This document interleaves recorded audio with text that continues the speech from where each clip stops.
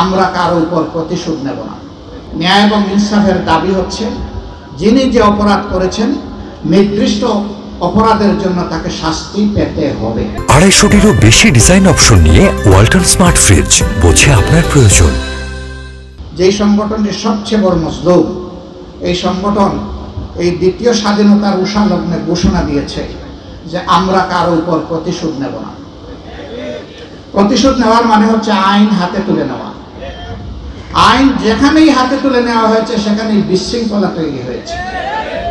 প্রতিশোধ প্রতিহিংসার জন্ম দেয়, যুগ যুগ ধরে এটা চলতে থাকে। আমরা চাই এই নোংরা কাজের এখানেই পরিসমাপ্তি ঘটুক। তবে ন্যায় এবং ইনসাফের দাবি হচ্ছে যিনি যে অপরাধ করেছেন নির্দিষ্ট অপরাধের জন্য তাকে শাস্তি পেতে হবে, এবং সেটি আইনি প্রক্রিয়ার মধ্য দিয়ে, বেআইনিভাবে নয়। রক্ষী বাহিনী যেভাবে খুন করেছে সেইভাবে নয়। নব্যরক্ষী বাহিনী দিয়ে আপনি যেভাবে বাংলাদেশের মানুষকে আয়না করে টেনে নিয়ে অন্ধকারে মাসের পর মাস, বছরের পর বছর রেখেছেন সেইভাবে নয়। যেইভাবে বিনা বিচারে যেখানে সেখানে ক্রসফায়ারের নামে মানুষ খুন করেছেন ওইভাবে নয়, আইনি প্রক্রিয়ার মধ্যে। যদি সেই আইনের শাসন বাংলাদেশে কায়েম হয় তাহলে ইনশাআল্লাহ আগামীর বাংলাদেশ আর পথ হারাবে না। আমরা চাই বাংলাদেশ তার মুক্তির যে পথে উঠেছে, রাস্তায় উঠেছে, গন্তব্যে না পৌঁছা পর্যন্ত বাংলাদেশ চলতে থাকুক। কোনো কালো অপশক্তি যদি বাংলাদেশকে এই রাস্তা থেকে সরিয়ে দিতে চায় তাহলে বাংলাদেশের 18 কোটি মানুষের 36 কোটি হাত তাদেরকে প্রতিহত করে দিবে ইনশাআল্লাহ। জাতীয় ঐক্যের বড়ই প্রয়োজন। জাতির মৌলিক ইস্যুতে আমাদেরকে অবশ্যই ঐক্যবদ্ধ থাকতে হবে।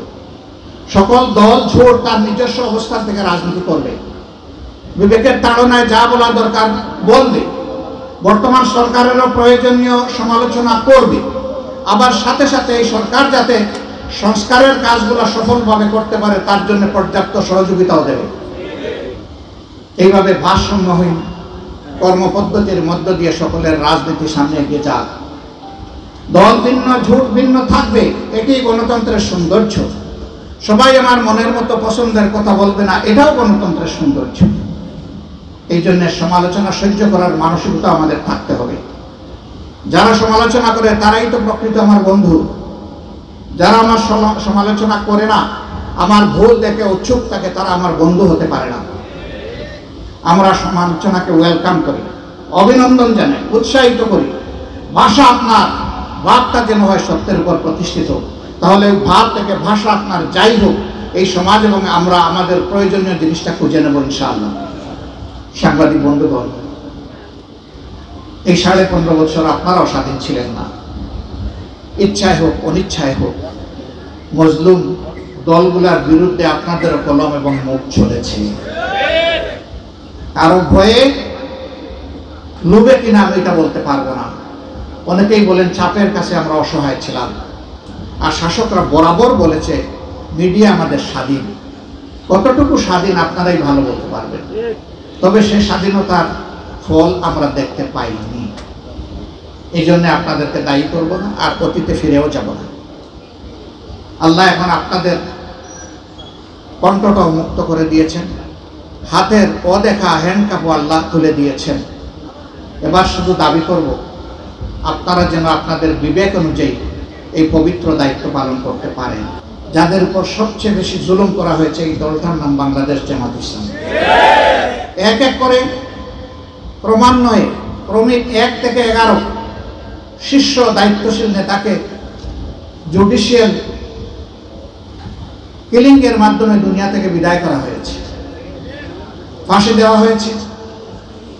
জেলের ভিতরে তিলে তিলে তাদেরকে মৃত্যুর দিকে ঠেলে দেওয়া হয়েছে, এবং জেলের বাইরে আরেকজন দায়িত্বশীল রেবের অশোভন আচরণের যন্ত্রণা সহ্য করতে না পেরে হাসপাতালের বেডে তিনি দুনিয়া থেকে শেষ নিঃশ্বাস করে মওলার দরবারে চলে গেছে। এর পাশাপাশি অন্যায়ের প্রতিবাদ যারাই করেছেন তাদের উপর গোলাবারুদ নেমে এসেছে। আমাদের শত শত সাথী সঙ্গীকে হত্যা করা হয়েছে। মহান রবের দরবারে দোয়া করি আল্লাহ তাদের সকলকে শহীদ হিসাবে কবুল করুন। এই সিরাজগঞ্জ সেই পাওনা থেকে বঞ্চিত নয়। প্রত্যেকটি জেলায় ছুট ছুট রক্ত আর খাড়ি খাড়ি লাশ তারা জাতিকে উপহার দিয়েছে। আমরা বারবার আন্দোলন করেছি, অন্যায়ের প্রতিবাদ করেছি, এই অশুভ শক্তিকে বাংলাদেশের ক্ষমতা থেকে সরানোর চেষ্টা করেছি। তার পুঞ্জীভূত ফল হচ্ছে ছাত্র তরুণ জনতার একটি অধিকার আদায়ের আন্দোলনকে কেন্দ্র করে শেষ পর্যন্ত এই স্বৈর শাসককে বিদায়